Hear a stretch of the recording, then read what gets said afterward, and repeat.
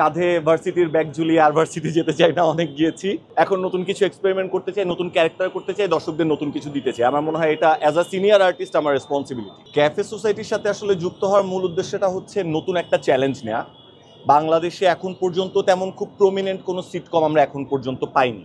So যেহেতু একটা সুযোগ এসেছে, আমার মনে হয়েছে দর্শককে নতুন কিছু উপহার দেওয়ার সুযোগ আছে আমার, এই জন্যই ক্যাফে সোসাইটির সাথে যুক্ত হওয়া। আর বাংলাদেশের পার্সপেক্টিভে যদি বলি, আমাদের দর্শকরা এমনিতে একটু কমেডি পছন্দ করে। আসলে সারাদিন কাজ করে মানুষ আসলে অনেক ভারী কোনো কন্টেন্ট দেখার চাইতে একটু লাইট, একটু উইটি কন্টেন্ট দেখতে পছন্দ করে। সো আই বিলিভ যে মানুষ পছন্দ করবে।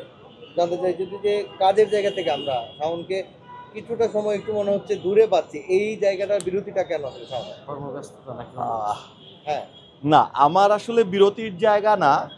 আমাকে ভালো গল্প দিলে কাজ করা যাবে, আমাকে ভালো ক্যারেক্টার দিলে কাজ করা যাবে।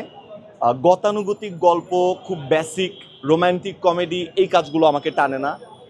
কাঁধে ভার্সিটির ব্যাগ ঝুলিয়ে আর ভার্সিটি যেতে চাই না, অনেক গিয়েছি। এখন নতুন কিছু এক্সপেরিমেন্ট করতে চাই, নতুন ক্যারেক্টার করতে চাই, দর্শকদের নতুন কিছু দিতে চাই। আমার মনে হয় এটা অ্যাজ আ সিনিয়র আর্টিস্ট আমার রেসপন্সিবিলিটি।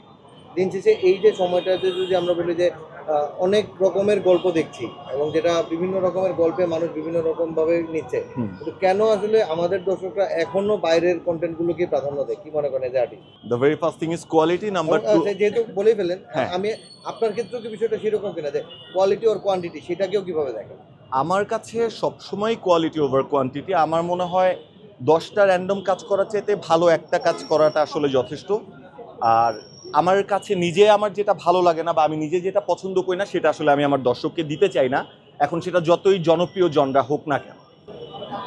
যেটা বলছিলেন যে হচ্ছে যে এখন ভার্সিটির ব্যাগ ঝুলিয়ে ভার্সিটি স্টুডেন্ট হিসেবে কাজ করতে চান না, কিন্তু আপনার কাছে কি সেই প্রপোজালগুলো কি বেশি আসে ঘুরে ফিরে এখনো?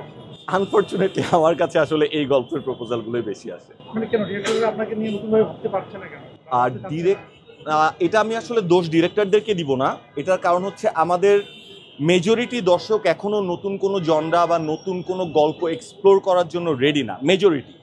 আবার ভিকি জাহেদ বা আপনি যদি খুব অফ জনরার কিছু কাজের কথা বলেন, সেগুলোও কিন্তু দর্শক দেখছে। ব্যাটে বলে হচ্ছে না আমার সাথে। ভাই একটা জিনিস যদি জানতে চাই যে সব অভিনয় শিল্পী যারা আসলে আমরা যাদেরকে হয়তো মঞ্চ বা ছোট পর্দায় দেখি, তাদের একটা স্বপ্নের জায়গায় থাকে যে বড় পর্দায় কাজের ইচ্ছেটা থাকে, বড় পর্দায় হয়তো নিজের সেই জায়গাটা দেখতে চায়। আপনার ক্ষেত্রে সেটা একদম প্রপারলি আমরা কবে পাবো? আমি প্রপারলি বলছি। হ্যাঁ, আমি বুঝতে পেরেছি। প্রপারলি মানে ওয়েব সিরিজ বা ওয়েব ফিল্ম যেন সিনেমা হলে চলে না যায় ঘরে। রাইট। আমার ক্ষেত্রে বিষয়টা হচ্ছে আমার গল্পটা, কাজটা গুরুত্বপূর্ণ বিষয়। বড় পর্দা বা ছোট পর্দা আসলে আমার কাছে খুব একটা ম্যাটার করে না এই মুহূর্তে। আমার কাছে মনে হয় দর্শকের কাছে পৌঁছানোটা গুরুত্বপূর্ণ।